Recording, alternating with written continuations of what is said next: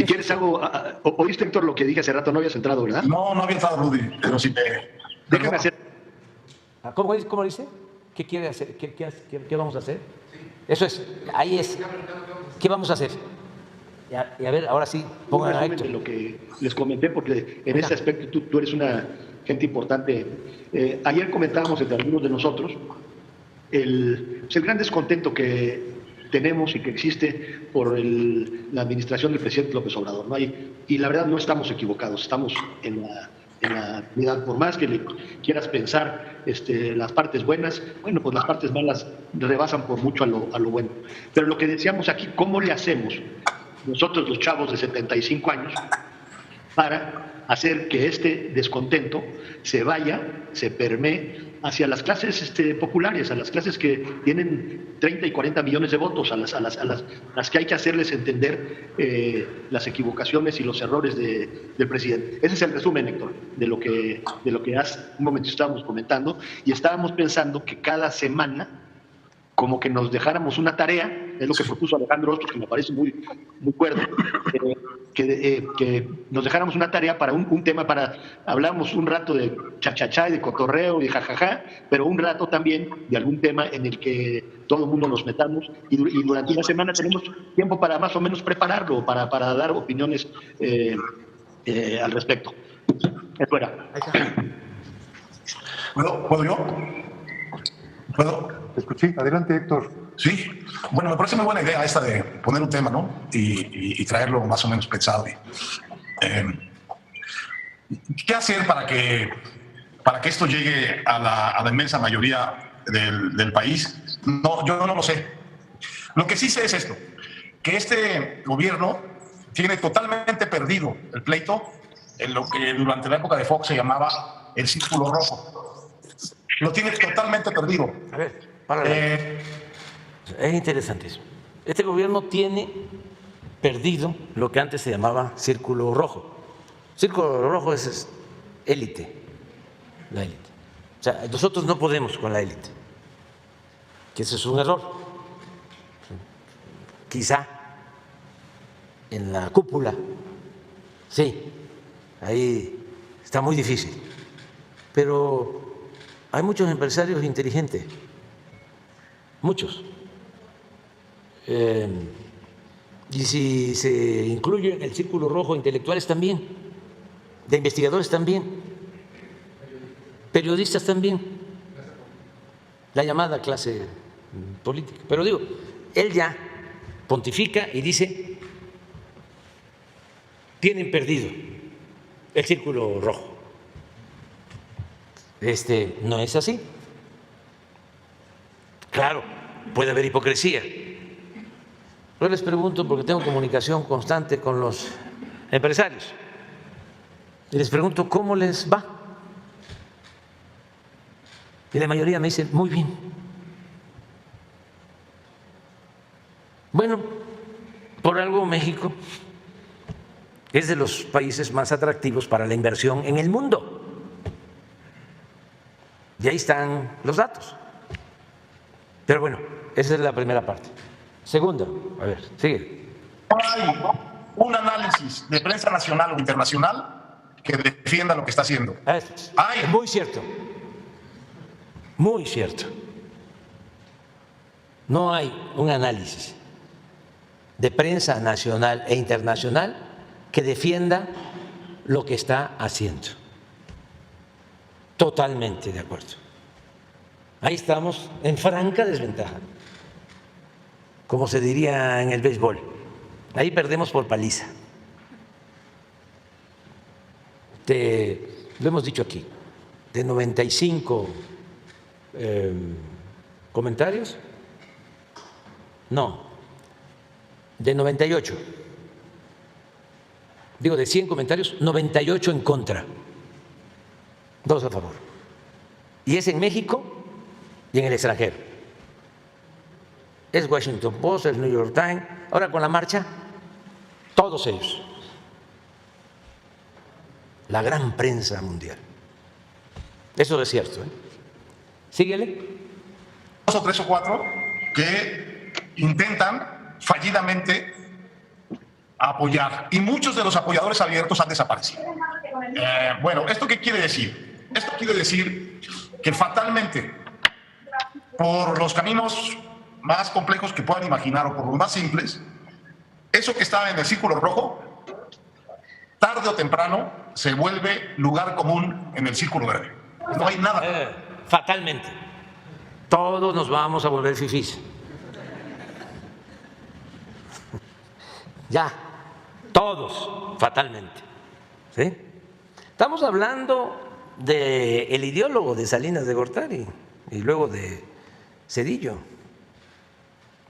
Todo esto es muy bueno para los jóvenes. Adelante. O sea, el círculo rojo, más temprano que tarde, ¿sí?, va a ampliarse y va a llegar a lo que llaman el círculo verde, que es el pueblo raso. Y todo va a ser círculo rojo. Todo va a girar acorde con el pensamiento neoporfirista o conservador. Vamos adelante. No hay nada de lo que llevó a López Obrador a la victoria. Corrupción, inseguridad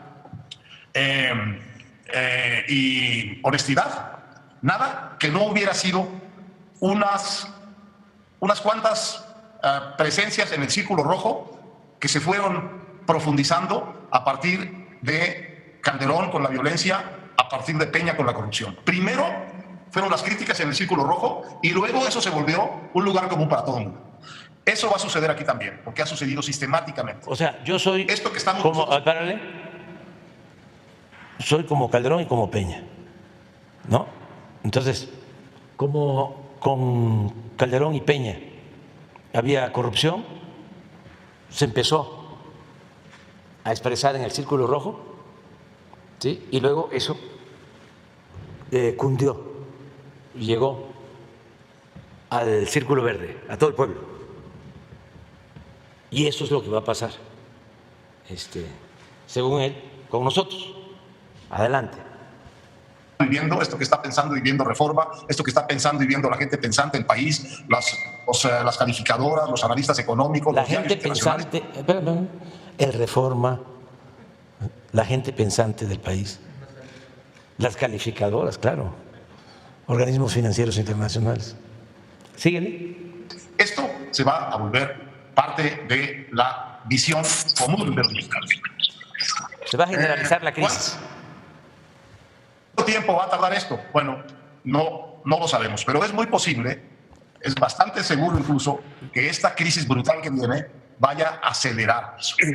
Lo vaya a acelerar de una manera extraordinaria, en el sentido de que va a haber una enorme cantidad de gente necesitando cosas del gobierno sin que el gobierno voltee a verlas. Lo estamos viendo ya. El gobierno no voltea a ver a los que han perdido empleo e ingreso en estos 2 meses. Está viendo solo a sus clientelas que ya tenían su dinerito que les da. ¿Quién sabe cuánto les da y cuánto les llega? Pero a los únicos que ven es ahí. Y ahí está el pronóstico, ¿no? No va a tardar. ¿Esto cuándo fue? Esto fue como a finales del 20. Sí. 23 de mayo del 20, a las 12. 23 de mayo del 20. ¿Cómo estamos ahora? Hace 2 años. Ya tardamos, ya no se le cumplió su pronóstico, pero síguele. Entonces, el tema es cómo se organiza esto políticamente para que tenga una consecuencia en quitarle poder. Porque mientras no le quitemos poder, realmente la cosa no va a mejorar desde el punto de vista de nuestra presencia como ciudadanos. Bueno, yo creo que no hay más que caminos institucionales para esto y que hay que confiar en eso, porque mi idea es que si la democracia lo trajo a López Obrador, la democracia es la que lo debe de moderar.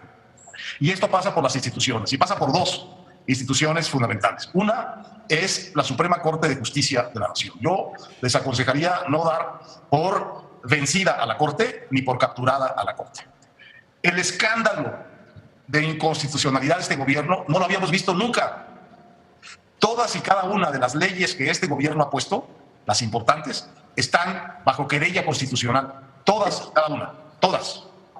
La ley de remuneraciones, la ley de administración pública, la ley de Guardia Nacional, la ley de... Todo es cierto, ¿eh? La ley de remuneración, ¿qué es la ley de remuneración? ¿Sí? Que se cumpla con el artículo 127 de que nadie gane más que el presidente de la República.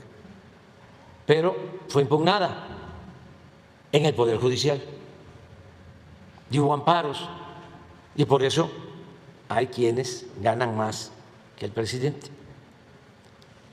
Y así muchas otras. La eléctrica, y tiene razón en lo que está planteando. Y se ha convertido en una barrera para la transformación hasta cierto punto del Poder Judicial. Nada más recuerden cuántos amparos se presentaron para que no construyéramos el aeropuerto Felipe Ángeles. ¿Cuántos amparos para que no construyéramos el Tren Maya? ¿Cuántos amparos para que la Guardia Nacional no se constituya ni dependa de las Fuerzas Armadas? O sea, ahí no ha sido fácil. Ustedes saben que son 11 ministros. Cuando hay una controversia constitucional, cuando se declara que una ley es inconstitucional, hay que acudir a la Corte. Y para declarar inconstitucional la ley se requieren mayoría absoluta. No solo mayoría simple de los ministros, igual que en el Congreso. En este caso, de 11 se requieren 7, 8. ¿Sí?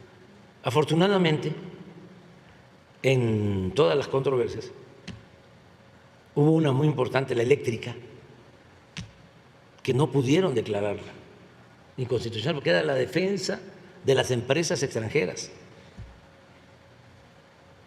Y salió adelante. Y así tenemos otras. Pero es cierto. Es decir, a ver, ¿cómo lo paramos?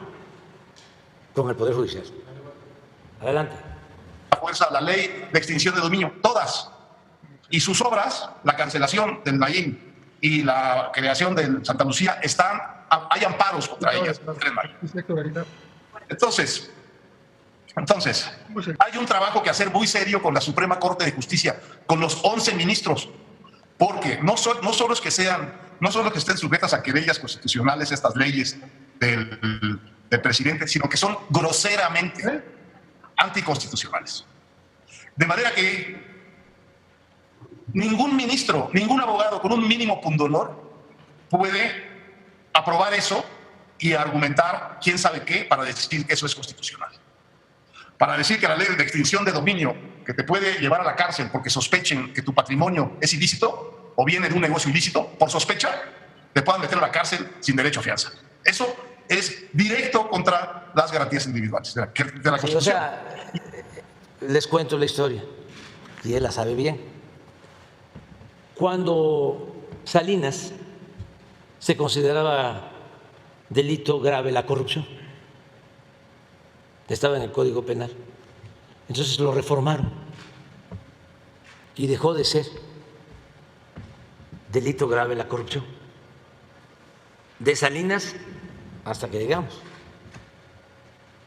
Pero se atrevían, con la hipocresía que los caracteriza, a hablar de la creación de comisiones, de organismos autónomos para el combate a la corrupción, cuando no estaba tipificado como delito.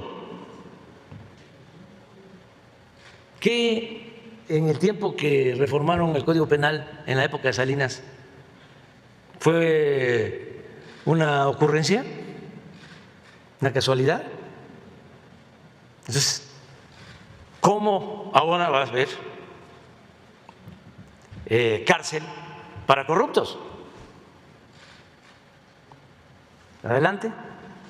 una de las cosas. Está buenísimo. Hay un pleito institucional que dar en la Suprema Corte y no es un pleito que se da en parte en la prensa, pero se da sobre todo en corto con esos ministros, llevándoles la voz de la sociedad que está y debería estar realmente asustada y alarmada con la barbaridad constitucional o inconstitucional en que vivimos hoy los mexicanos.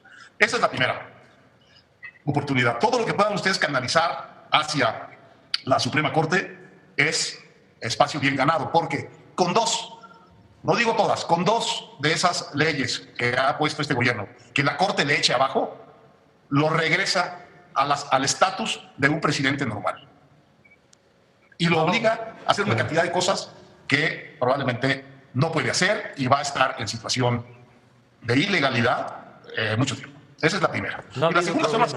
de nada, la Corte ha resuelto a favor y hemos sido respetuosos de la legalidad. elecciones del año 21. En las elecciones del año 21 hay que ganarle todo lo que se pueda, pero sobre todo, ya lo habíamos hablado, la Cámara de Diputados, porque en la Cámara de Diputados es donde está el único poder real que este señor ejerce y sabe ejercer, y ejerce sin ninguna cortapisa, que es la asignación del presupuesto. Entonces, en estas elecciones de 21, que son todas elecciones locales, no son elecciones nacionales, son todas elecciones locales, las van a ganar candidatos locales o a perder. Esas elecciones tienen que ser unas elecciones de la sociedad mexicana frente a Morena. El presidente... Ganarnos las elecciones del 21 para quitarnos la mayoría en la Cámara de Diputados, porque la Cámara de Diputados tiene como facultad exclusiva la aprobación del presupuesto. Entonces, si nos ganaban la mayoría, nos quitaban el presupuesto. Ese es el planteamiento, esa era la estrategia. Imagínense ustedes a una gente, a una familia de un pueblo que le está llegando lo que antes no recibía, porque estos se robaban el presupuesto. Héctor era atendido más que bien, vivía y vive colmado de atenciones y de privilegios. Pues un intelectual orgánico, pues, de un gobierno autoritario y corrupto, pues es bien atendido, ¿no? Entonces, imagínense que va a votar esa familia que está recibiendo becas para sus hijos que nunca recibía, que está recibiendo una pensión para adultos mayores que nunca recibía, que está recibiendo una pensión para una niña, para un niño con discapacidad que nunca recibía,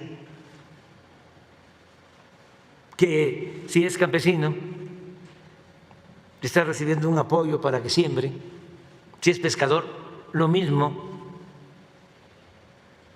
si como se va a convertir en realidad, si es una gente humilde que no tiene atención médica, va a poder ir a un hospital y ser atendido por médicos, por especialistas, y todos los análisis y todas las medicinas las va a recibir de manera gratuita. ¿Qué les daban al pueblo? Nada. Solo volteaban a ver al pueblo cuando había elecciones y repartían migajas. Pero estos están pensando que el pueblo es tonto. No, tonto es el que piensa que el pueblo es tonto, con todo respeto. Ahora en el festejo voy a dar a conocer datos. Hay 35 millones de hogares en México, les adelanto uno. Y en 30 millones llega cuando menos un apoyo o una porción del presupuesto nacional. ¿Cuándo sucedía eso? de 35 millones a 30 millones de hogares. Y los 5 millones que faltan, también de manera indirecta se apoyan, porque hay más empleo que nunca, ya ha aumentado el salario más que nunca, ya ha llegado inversión extranjera más que nunca, y el promedio de salario es el más alto como nunca. Y en el concierto de las naciones, México está en primer lugar entre los países con más apreciación de su moneda con relación a Estados Unidos, lo que no se veía en 50 años. Entonces, de que se requiere quitarnos el Congreso para cambiar la política y que de nuevo los bienes de la nación, de todos, pasen a las minorías nacionales o extranjeras, o que el presupuesto también sirva para beneficio de las minorías o para cooptar a intelectuales y a periodistas, aplaudidores, alcahuetes del régimen de corrupción. ¿La gente va a querer cambiar? No, pero ya se probó, porque él hizo una apuesta de que íbamos a perder la mayoría en el Congreso en el 21. Síguele. Salvador está en una aceleración muy impresionante de sus decisiones respecto de su proyecto. Y cada vez vemos más claramente que su proyecto es realmente un proyecto, como dice uno de sus colaboradores cercanos, que no es un proyecto de transformación, es un proyecto de revolución. Entonces él quiere borrarlo todo y empezar de nuevo. Eso es un delirio, eso es imposible hacerlo ni a balazos. Ni las revoluciones violentas que han destruido un Estado han podido cambiarlo todo. Es imposible pensar que lo puedes cambiar dentro de la estructura de un régimen democrático, como a pesar de todo es el mexicano, porque eso es importantísimo. Esa era la apuesta, de que no íbamos a poder llevar a cabo una transformación de manera pacífica.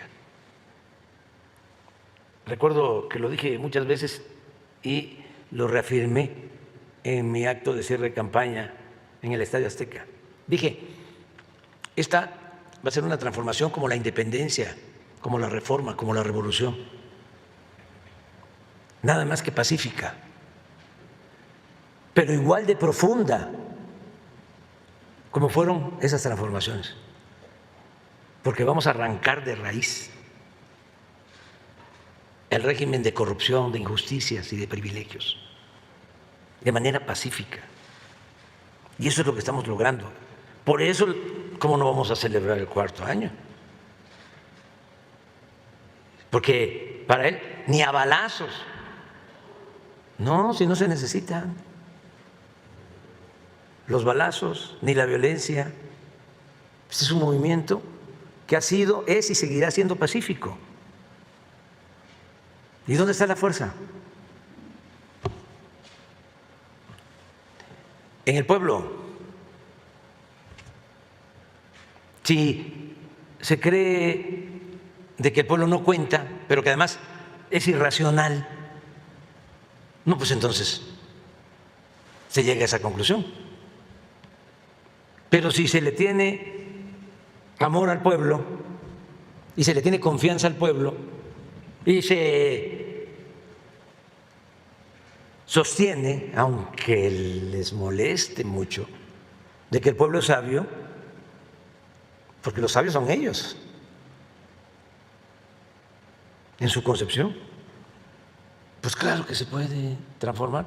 Y si se agrega que vivimos en un país heredero de grandes civilizaciones y culturas y creemos en eso, no estamos pensando que son mejores los de afuera, que es mejor lo universal que lo nuestro. Nosotros estamos equilibrando lo universal con lo nuestro. Se está dando ese injerto, nada más que, como decía Martí, vamos a traer lo universal, pero el tronco debe ser el nuestro. Y con la historia que tenemos y las enseñanzas, ¿en dónde vamos a buscar experiencias, a extrapolar experiencias? Si aquí las tenemos, pero vamos adelante. Te aguantas, ¿eh? Porque es muy bueno esto. La gente tiene mucho poder, no se puede, eso es imposible. Y conduce a decisiones tan estúpidas como las que hemos visto tomar recientemente, de ir cancelando inversiones ya hechas, pues en cervezas, sí, pero también en energía eléctrica. Y no quería que se cancelara la planta de cerveza de Mexicali. ¿Y no es que es demócrata? Se hizo una consulta en Mexicali y la gente dijo no, porque no hay agua y la cerveza que iba a utilizar el agua de Mexicali era para exportación, toda la cerveza para exportación. Somos el país del mundo, esta es información general, que más exporta cerveza, y tenemos regiones en donde no hay agua. ¿Y qué es más que nada la cerveza? Agua. Pero entonces, adelante. De que ahora, ¿qué es lo que vamos a hacer con los ricos? Bueno, espero que los ricos entiendan ya, a partir de este tonito y de estas decisiones, que la respuesta que dan las revoluciones a la pregunta ¿qué vamos a hacer con los ricos? Es muy simple y es siempre igual en todas. En la Revolución Francesa, en la soviética, en la china, en la mexicana, en todas. Primero los usas, luego los expropias y luego los desapareces. Ahí está. A ver, repites. Es buenísima. Fíjense la fórmula que se aplica en todos lados. ¿Qué hacemos con los ricos? A ver. Y luego los desapareces. No, antes. En la Revolución Francesa, en la soviética, en la china, en la mexicana, en todas. Primero los usas. Los usas. Luego los expropias. Los expropias. Y luego los desapareces. Y luego los desapareces. Eso es lo que hacen las revoluciones con los ricos. Entonces, yo quisiera que tomemos nota de que estamos frente a un proyecto revolucionario y que cuando uno entiende eso, todas las estupideces que hace adquieren una lógica impecable. Él quiere que este país esté jodido y empobrecido para poderlo gobernar. Es lo que quiere. Es lo que quiere. Y eso uno lo tiene que concluir porque es la evidencia 1 más 2 más 3 más 4 más 5. Está equivocado, profundamente equivocado. Va a perder, yo creo que va a perder. Porque lo que eso va a hacer, eso sí que va a dividir a la sociedad y va a poner de un lado a ese gobierno con todos sus poderes y sus clientelas y del otro lado al resto de la sociedad. Léanse un artículo que va a publicar mañana Luis Rubio, que siempre ha sido muy escéptico. Una gente muy progresista, de avanzada, del periódico Reforma. Pero léanse el artículo. Adelante. De estas cosas, en donde plantea eso. Dice, bueno, esto ya llegó al tema de una disyuntiva. O gana el proyecto retro y autoritario del gobierno, o la sociedad se organiza y le da una salida a este asunto. Entonces, no hay salidas fáciles. No hay salidas rápidas, pero hay salidas institucionales y hay que organizarse en torno a eso. Veo que Ricky subió una petición que estaba muy bien hecha de revocación de mandato ya para López Obrador. Yo creo que no es el momento de la revocación del mandato ya para López Obrador, porque en este momento te lo podría ganar. Y podrías estarle dando a él un instrumento político que le urge tener en este momento. En cambio, si lo dejamos para el año 22 como está planteado institucionalmente, así está en la ley, así está acordado ya, entonces lo que vamos a tener tenemos un momento institucional de presión sobre la Corte, tenemos unas elecciones intermedias en 21 en donde hay que derrotar a Morena y a López, Y luego, en el 22, muy probablemente, si perdió las elecciones del 21, estará tan jodido todo el país, porque no se va a recuperar muy rápido, que probablemente pierda también la revocación de mandato por pendejo y por petulante. De manera que aquí hay un problema de timing. ¡Aplauso!